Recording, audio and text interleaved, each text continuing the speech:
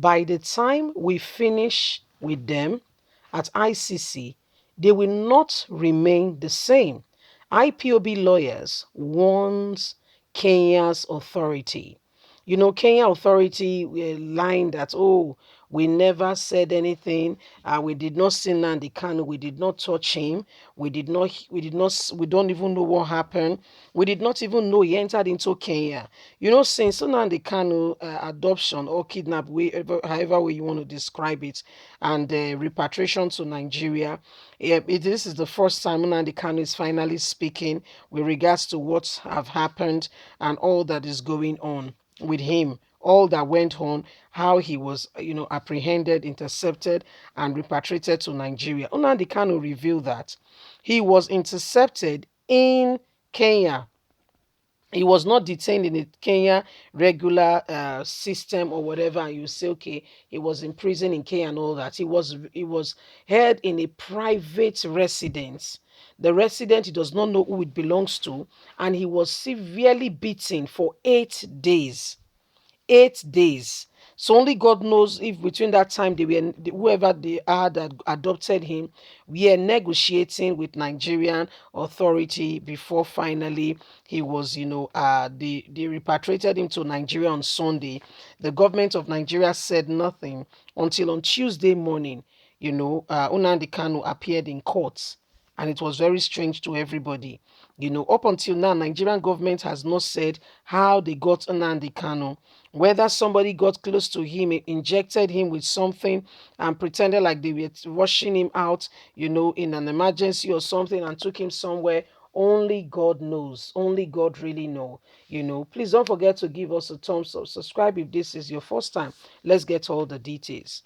Report from Sahara reporters gathers that the arrested alleged leader of the indigenous people of Biafra, IPOB, narrated his encounter in Kenya while speaking with Ifeanyi Ejiofor, his lawyer, saying he was mercilessly tortured and beaten before deported to Nigeria.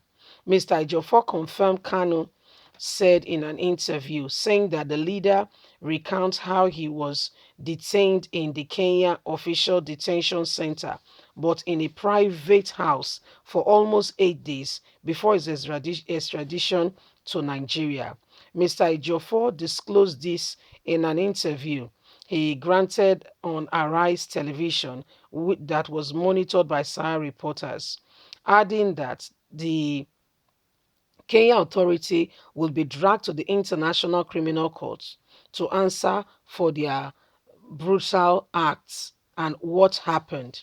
Look at what Mr. Ejiofor said. By the time we are done with them at the International Criminal Court, they will not remember this, they will not remain the same or remember who they are.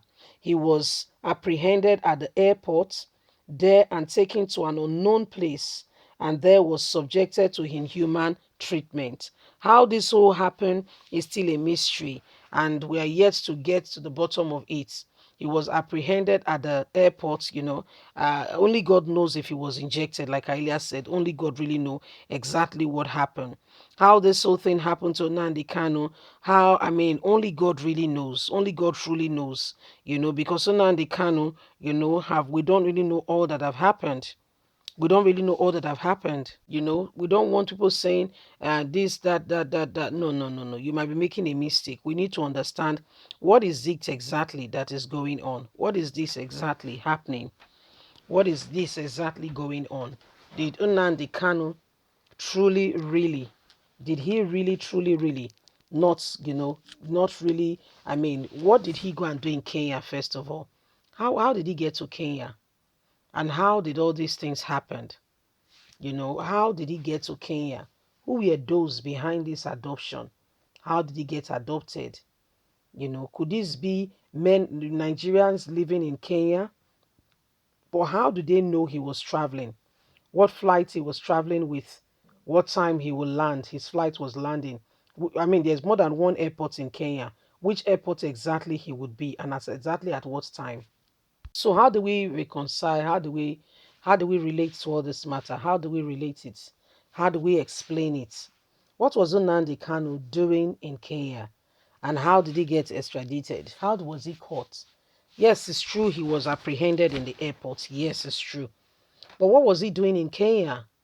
Nnamdi Kanu knows exactly the weight of the things that are going on. Nnamdi Kanu understands everything that is happening. He left Nigeria. He knows what is at stake. He knows everything. He knows, the whole. I mean, the whole story and everything. He's very well. In fact, he's in the middle of it all. So how did it happen that Nnamdi Kanu got to Kenya? As if getting to Kenya was not enough, he was adopted from Kenya. It goes to tell you that there is more to this story. I agree he was adopted in Kenya. No, I'm not disagreeing. He was adopted in Kenya. But how did we get there? How did this all happen? What exactly is happening? Who are those who gave Nnamdi Kanu up? Who are those who went ahead and implicated him, got people to be aware that he's in Kenya, there is this, there is that. How did everything happen? How did it really happen? So this is the problem. This is the real problem. Anyway, the lawyer is saying that they are ready for the Kenyan government. They'll be taking them on with relation to how Nnamdi Kanu have been treated. They're not going to sit back and pretend at all. I mean, everything has gone well, that they have treated Nnamdi Kanu well. It will ensure that Nnamdi Kanu is properly dealt with. Yeah, as he was dealt with, so also they will also get a turn. They will also feel what they are going through, what Nnamdi Kanu went through. For 8 days, Nnamdi Kanu, you know, was for 8 days he was tortured in Kenya. 8 whole days, 8 whole days he was tortured in Kenya, and right now these are the things happening, these are the things ongoing. We have to really, understand all that is happening.